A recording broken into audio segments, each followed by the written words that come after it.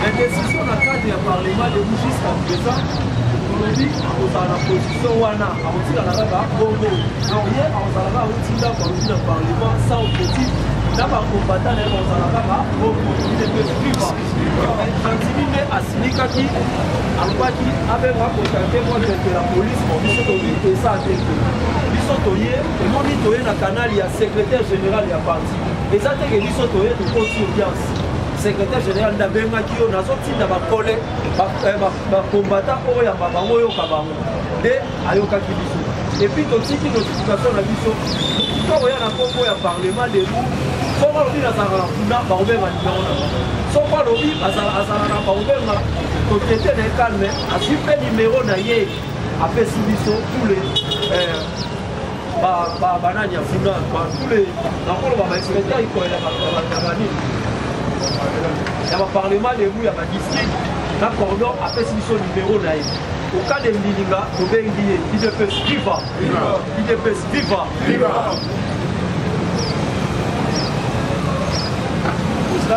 toyokaki information kaka ndenge bacepticola kolonge est ce que okopesa biso information nde toyokaki ke bakonzi na biso bayambaki bakoka bachaleur tout ça ezotia biso mpe mwa confusion oyo abomaki bachaleur tout ça yango wana oti koloba est ce que eza information eza vrai to bapesa information awa ezaki information yoboni ndame yakopesa ya bien Viva, viva, IDPS viva, viva, ça va.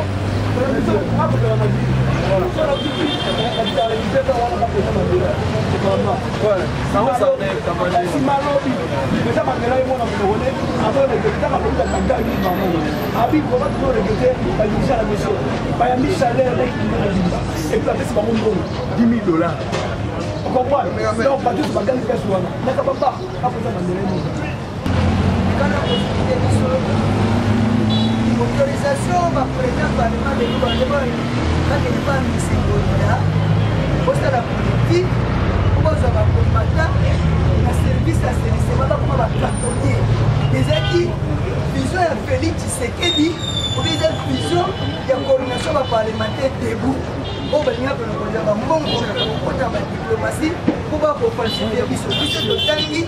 Pardon. Donc, question on a comprendre. Là, on a des détails, monsieur Salagé, et bien, ça, moral, et Salagé, pardon, s'il vous plaît. Barobi, Bakani, n'a pas cité. Et puis, pour le nom, on a Chantini, là, Zalaïté. Pour le nom, on a Chantini. Aux Awana Benga, n'a édiaché à partir. Bateau Bakene, n'a donné un canal à Bango. Oh, Wana Baké, c'est le secrétaire général d'Akei. Donc, il y a des moments, on a yé, Baké, Chantini, Boy. Là, Bamoni Chantini, comment c'est que tu as parlementaire de vous? Oui, là, la souka a traité, on a Chantini, a suivi contact, n'a pas pressé à parlement de vous, le collectif payé, Banipo, secrétaire d'Atindi Bango. Après, il y a des solos, comment, Misala, chef de l'État, qui me fait de salir, chantier, chef de l'État, ça va Chantini. En 2023, on a tout la Chantini. Mais, chantier wana muto s'est passé dans vos chantiers parce que les patron et ville de Viva. C'est pour cela biso to tie mbamba pour toi accompagner biso toi accompagner papa vaut mieux que zéro. Bato ba olela na IDPS banda to soit pouvoir ebele basu misala te oui ou non. Yo za na zéro so ba zéro place à 300 000 fois ça muké. So mono za ba diplôme zéro place à 1 million. C'est ça simple. Comment on peut se le mot faire révolter ba. Et ça vous sur la ville à 500 François. Na pas ni moi.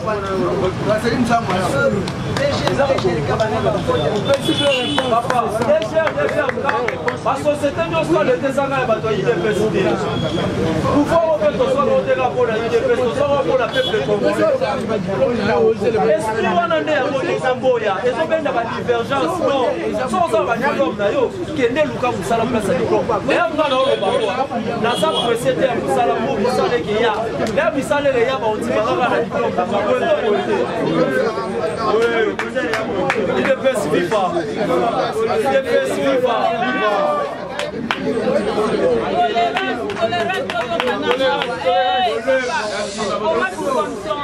IDPS viva. IDPS viva. Viva. lelo tozosola masolo etali déclaration au Kagame asalaki chef de l'État alobi Kagame azali collègue naye état que président de la République boeto boete mais tomoni batu bazaki agité bayambi mokonzi ya mboka na journaliste français atuni mokonzi ya mboka question par rapport ya makambu Kagame alobi pona rapport ya ma ping IDPS viva viva okaki Kagame ndenge asalaki ba arrogance na yebi makambu wana te boye IDPS viva viva chef de l'état lobaki na ko répondre na manière mususu yo a ozo comprendre c'est que da répondre ndenge ni et puis lobby na Jeune Afrique Kagame aleli IDPS viva viva IDPS viva viva dossier IGF baza ko auditer batu oyo ba entreprise publique bato tout bayibaki misolo ya mboka tofandi semaine passée tomona kaka moyibi moko ye moko inde ayiba 40 bis ya esprit de vie alongola ngo bakombo esprit de vie etikala ba bis a pembe simple bomona ngo ebulaka aye na babisi wana afuti ba chauffeur ozobozo bambona bino ngala bino musale sili ake kozongisa babisi na entreprise IDPS viva entreprise perbité yo simbala babiso biso to si sa contrôle na biso to ozwango si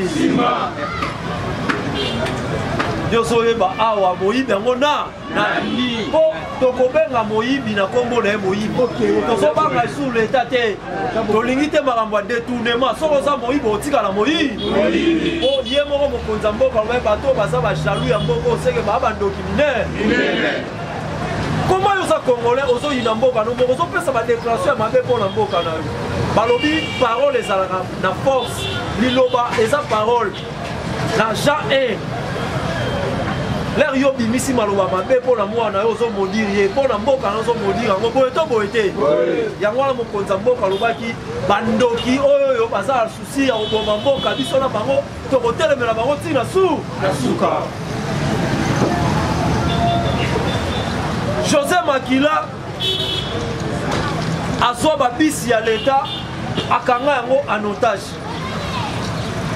kala tozala na matanga moya ya IDPS tokokunda na cimetière ya Kinkole premier cimetière ya Kinkole boyebi na entrée nango eza na ndako mo ezalaka ya kitoko wana ndako wana ezalaka José Makila curiosité ka ya bakombata bamata ju mosusu ndenge tokela bakaya bamata na mingi bamona 5 esprit de vie na kati wana l'herbe esprit de vie eyaka kala l'époque ya Joseph Kabila IDPS viva bakombata bagangela ngo eloko wana evandanie Dieu bon tozui pouvoir toke sur ce même sous tout le monde a trop esprit de vie na kati azwa lumbe esprit de vie wana ebima mais lelo to prendre que non tellement bayokaki yo te na transport barotia ministre ya IDPS pardon barotia DG ya IDPS bakomi ozongisa biloko azui 40 esprits de vie oyo akanga en otage de tous les côtés là bambongo alobi akende kozongisa ngo na société ya l'état d'abord il faut boyeba esprit de vie ezalaka asbel esprit de vie basala boye oye na DC7 oyo babengaka esprit de mort l'état apesi yo esprit de vie azui DC7 wana akoti yango na carrefour eke kovanda mpo eyokoma bato oyo eza na baeta ya mabe oyo eza na bazorespecte banorme te mais esprit de vie akopesa yo ayebisi yo nakateli yo mikolo temps okozongiselanga otan otikali na bisi wana IDPS viva bango bakoma azwi mutu moko aye apesi ye esprit de vie mbongo ebandi kokota mbongo ezokota baréduire même banombre ya babisi ye moko akanga quelques notages ya babisi alongola ngo kombo esprit de vie atikango ekoma kaka bongo IDPS viva lelo oyo kaka naliaka mbika te ekomi na 3 nzala elengi makasi abeli naliaka mbika José Makila akei kozongisa babisi Mais là, tu as ça, bon tika chef de l'État, nomination a nommé José Makila dans l'entreprise publique. Ayebi le pourquoi ba combattant bazaka agité. Bozo mona lelo pour le reçoit matata pour nous traduire la justice et comme il kambuya militaire. Ba kabili ba kende ko bomba na ba assemblée pourquoi? Bazala na se militaire pour son monde ba sali maram justice abengi bango.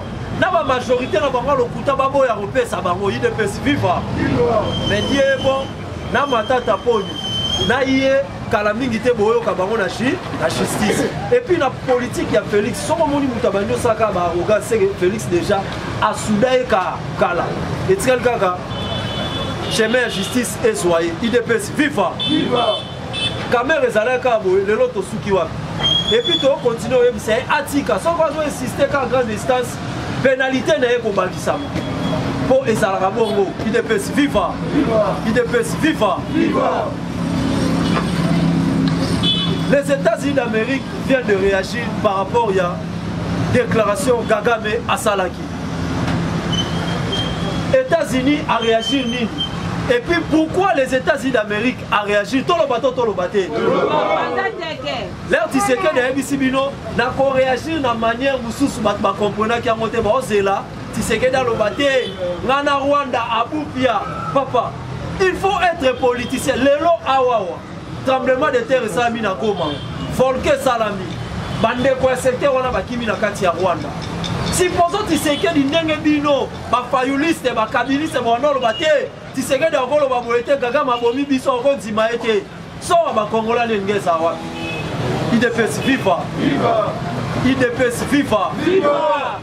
So ya ba Congolais wana ngeza la wa. Tu es dit Sarabino Melfort, Félix a son caressé politique. Azali président ya Union africaine, ba Rwanda, ba nini ba pays wana tout c'est lui le président. Ba obomoni bazana bazaba président bokala baza ko représenter en Afrique. Donc à Rokolo ba moi na emokote kaza mabebo non, il faut à considérer. Mais sur le plan politique, ayebi nenga ko gérer moi na wana IDPS c'est viva. Viva. Boza na soka kailo mo betami. Moi na moko to jeune moko za la formule bomela na gene to bogazi o tam président na bino. Kagame. Mais to zala na tango mo uto ofungola mbanga pour na Kagame. Le loyo, Tshisekedi Soko a reconnaître Kagame homologue na yo osiliki. IDPS viva. Il ne faut pas être agité. Il y a un Tshisekedi avec bino boy. Na ko répondre na ba manière musu. Yo siko za ozo comprendre Tshisekedi a répondre ndengeni. IDPS viva. Viva. Les États-Unis d'Amérique dans le département il y a Joe Biden, il y a Pentagone, ça dit déclaration. Après avoir Kagame Koloba, non, Nayebi Makambwa génocide, Wanade, en plus les deux, docteur Mukwege, Makambwazo Salawana, et ça na force moko, il y a international nem de Tindia Sala Makambwana. D'abord, l'air Gaga Malobelo, yo il faut comprendre, na Kagame, na Félix, na docteur Mukwege bayebi makambo mieux pour les kabiso puis Kagame mayebi makambo ezo le kamala malam mais asali déclaration moko pona kokota na mitema ya précisément ba congolais o balinga ko ba droit na bango te ya on a sabino état de droit na mboka sala et puis droit existe na muto ayebi mibe so mo yebi mibe côté o kangama lo wa soso ba tona nzungu balie yo. Il faut que droit na yo. IDPS viva. Viva. Kagame a sali ba déclaration à demature makambu nyonso alobi ba n'importe quoi. Tshisekedi ba yambi état que père politique. Ba pousser ba exciter na ba question pour aloba eloko moko par rapport Kagame. Boye ba combat liboso à Félix et ça va sur le plan de déclaration pour politique. Et là, quand ils vont combattre Félix, et ça va toi non monate, et ça va occidentaux, mindele ba bongo, mindele so lukayo a zote, a luko ça la erreur moko na déclaration politique o esengaye aya. Et puis quand la kabana nyo batinda rabatuana. So ça journaliste français te ezalaka ka belge. Pour débikolo wana ata presio alobi na za simana yo. Pour na intérêt ne ozana ba maîtrise IDPS viva viva bakei forum ya économie na France oh wapi France andimi ba continuer na RDC Kagame azalaki wana baye na makambu ya corps ya mapping rapport ya mapping oyo plus de millions de Congolais bakufi na Est lelo Kagame alobi ya yebi makambu wana te atikala kokota na Congo te azana même ispe na sima ya Congo te. Nous les Congolais to regretter to lobi ah lelo Kagame awangani ça va pour mes athées bateau bazaki acheter bazaki pe acheter mais les États-Unis d'Amérique ayo ça la communiqué conjoint na alobi nini IDPS viva viva Paul Kagame pourrait subir un jour le sort de l'ancien dirigeant Libéria Charles Taylor IDPS viva viva alors Paul Kagame pourrait attendre la conditionnelle il pourrait subir un jour sort il y a ancien dirigeant Libéria IDPS viva viva sikoyo bolanda munoko États-Unis te Félix Abaki n'a répondu de la manière Moussou partenaire privilégié il y a RDC topé Félix Antoine Tshisekedi c'est les États-Unis d'Amérique là au moins une question Batouni Félix a répondu non mais partenaire n'a répondu dans c'est que Félix Mutassani a répondu IDPS viva tu comprends politique ancien dirigeant Oyo Charles Taylor il y a Libéria les États-Unis basala nini abandai ko financer ba rebelle na mboka pays voisin na yi asui ba soda na ya tindi bitumba bazo pekisa zo kate mais à un moment donné tribunal pénal la rekangaka e ba katela e mandat ya 50 ans de prison na 50 ans de prison na âge na ye et c'est ngaka ku fati na prison na ba amende ya ba millions IDPS viva mais lelo awa États-Unis d'Amérique ayebisi Kagame un jour alors il pourrait un jour subir conséquences oyoyo ancien dirigeant il y a Libéria akutana na yango donc cela veut dire Kagame azana chemin il y a prison na makambo etali rapport Yamapi ake musika les États-Unis awa nde sikoto okundola mama na likambo balobi en juillet 2012 les États-Unis d'Amérique batindaka ba émissaire na bango na Rwanda kokende koyebisa Kagame kokota makambo ya États-Unis ya RDC te dans la place Mundela azali mais tozo senga même na biso ba combattant to sambela Félix Antoine Tshisekedi akota na ba G-Salté ya Mundele oyo ya manque ya droit de l'homme po Mundele bo collaborer na ye akozoerer no moko tsango na valise mukoloza suna posa na te ya ngonda obimisa na mesa IDPS viva là ils sont ressengi na terre auto civil mundugi na terre ils sont obeta ngai moi je préfère mourir que vivre à genoux politique ya Mundele yango wana IDPS viva ba président tout ba na Congo ba kumisa Mundele sort na bango na suki za ramadi eza pe fois na oyebisa bino biso batoto apemela ba konza parti photo yebisa bango soko Tshisekedi de respecter Mundele oui tozo respecter Mundele pour l'intérêt ya peuple mais akota na ba G-Salté o eza ya droit de l'homme pour lobby kuna Tobo ibatangele article IDPS viva yango yo ki bali ba créer bisolo moko awa oh non okaki ministre ya intérieur jour wana na ni de ça na inspection générale à la police batu ya droit de l'homme baye oh non mécanisme bozo soit bana na bakulula botinda bango biso CP na ngote IDPS viva d'abord comment bonibo estimaliser information na droit ya mutu soko legisi mutu tant sans repesa emaye les akamade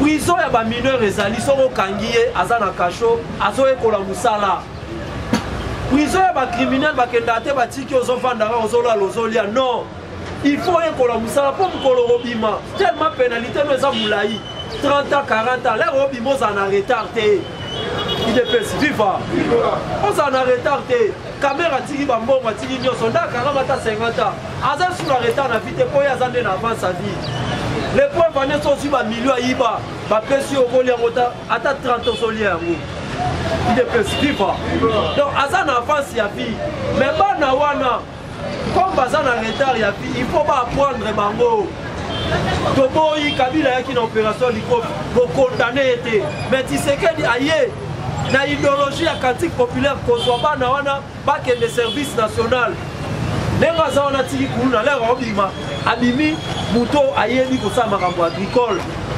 ayebi kolona ayebi kosala pêche boye to boye te mais kaka droit de l'homme wana baobi te procédure wana eza malamu te est ce que baza koyede peuple congolais to baza koyede te moto aza na esprit soki azwi richette akata loboko ya motu il faut kimisa ye pembe na bato po apprendre eloko mosusu donc bango tu bakabale na bango eza so balie bambongo baye kosala bakabale moko eta pression na l'état so batiki insécurité soki ezongi baye lisusu o te omoni bana yango ok politique wana biso tolingi yango te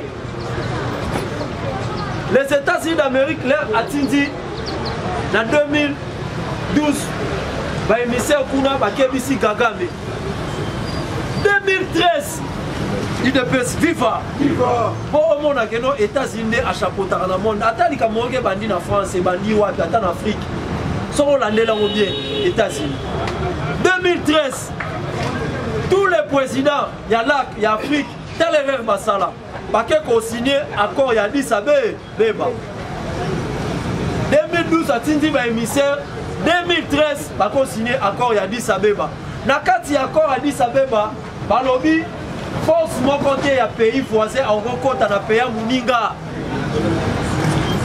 mais Kagame na bozoba akenda tia mokoloto ye azotala ngai naza gendarme ya Afrique centrale ya baaméricain babiloko oyo baosala etali ngai te na kofiole yango mpo nga na baaméricain toyokanaka malamu IDPS viva ok abosani américain wana ozoyokana na ye mpo azalaki na ambition na ye na kati ya république démocratique du Congo nayebisa bino guerre ya est ezalaki baaméricain bafrançais na babelge le fait que Kabila abebisaki relation esengai bafanda na bapays voisin bapesaka bamunition bayaka bayibaka mpo bango basala nini bavivre maintenant lere bazwi partenaire oyo alobi boyo ozwa na foi normale il faut neutraliser ba pays wana IDPS viva yango boni Félix azwaki conseil il faut détecter état de siège kuna ata soso akoma soda dirigeant nyonso soda maintenant soda azwaka injection epai ya kaka ya mokonzi na ye sikoyo na kati ya armée babengi Félix commandant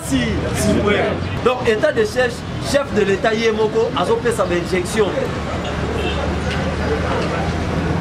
yango bomoni Kagame le fait qu'acollaboraki na baaméricain azolia na nsima na bango ye mpe akomi kocreye oyo ya ye les États-Unis d'Amérique batuni ye question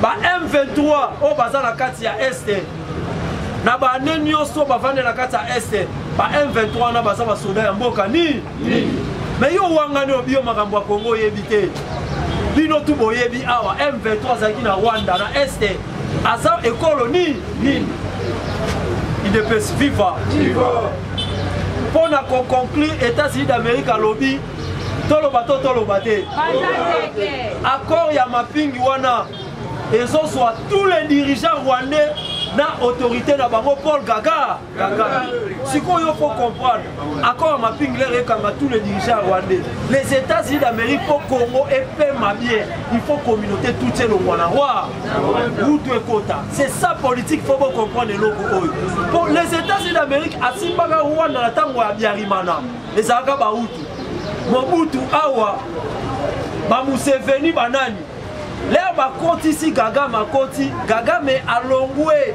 na kati ya Angleterre akei na francophonie IDPS viva na ebite so bo comprendre histoire mais lelo oyo États-Unis ayo comprendre pour RDC ezala calme il faut ba pays voisin wana azwa ba président ba la même morale na Félix Antoine Tshisekedi. Nayebisa bino Félix na en tête ya Union Sacrée aza wana po adébloquer quelques présidents ya Grand Lac o baza moral moko te na ye lelo communiqué ezotalisa biso mikolo koya bozala circuité gaga me kombo na ye libanda. C'est ça politique. UDPS viva, UDPS viva. Yango tosenga na ba combattant bozala agité te na politique ya Félix Antoine Tshisekedi. Tshisekedi ayebi nini oyo azosala UDPS viva. En tout cas moi ndamu nazali nango yango wana naza na makambo tozosala mikolo mpona bino bacombattant. Merci, bonjour à tous.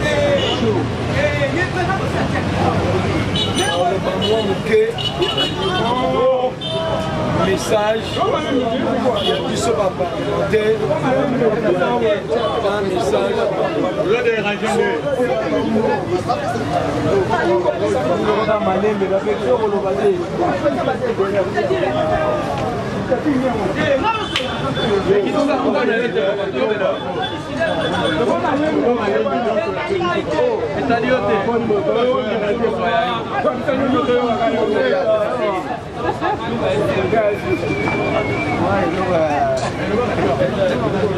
Combattant UDPS libre. Tu veux comprendre que le peuple congolais musulman c'est un abisso UDPS. Au calendrier azara un ça sauter kala. Donc on a tiré pas tenter. Somo le moteur réagit pour mouta la muga. C'est la première option de ma provocation. Quand on a provoqué au bêtement, nous sommes partis au pouvoir.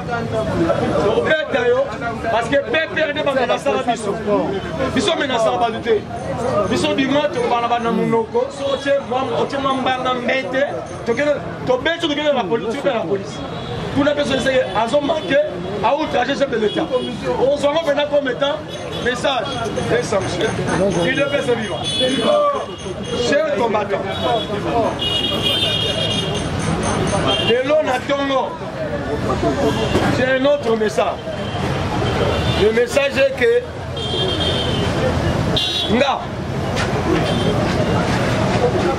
nanda unabiso la combattant UDPS. La bimé pas la biso combattant UDPS. Non mais pas la combattant UDPS. 89. Dans ce cas la pont la bi premier discours il y a bien la biso Étienne UDPS. 90. Puis garde civile, on bête la biso à Gaza. Dans ma moto na place de Victoire après le 24 avril. Chacun a mouton que le 24 avril 1990. Mon bout comprenez mon émotion, n'est-ce pas? Discours à mon bout. Mais le même 24 avril, tu serais libéré. Azara prisonnier. Etienne Azara prisonnier le 24 avril.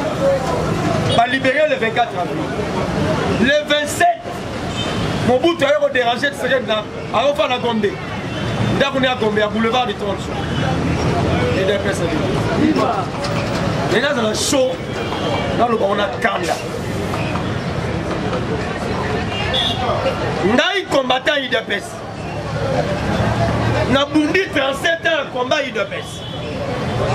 Lelo gouverneur ya ville azonga na combat balabala na longa matiti. Bomo ça na biso. Donc pambulo to fana dans la mbongo te de moi mbongo to zana ya foot. Donc yo bundi okona muta foot.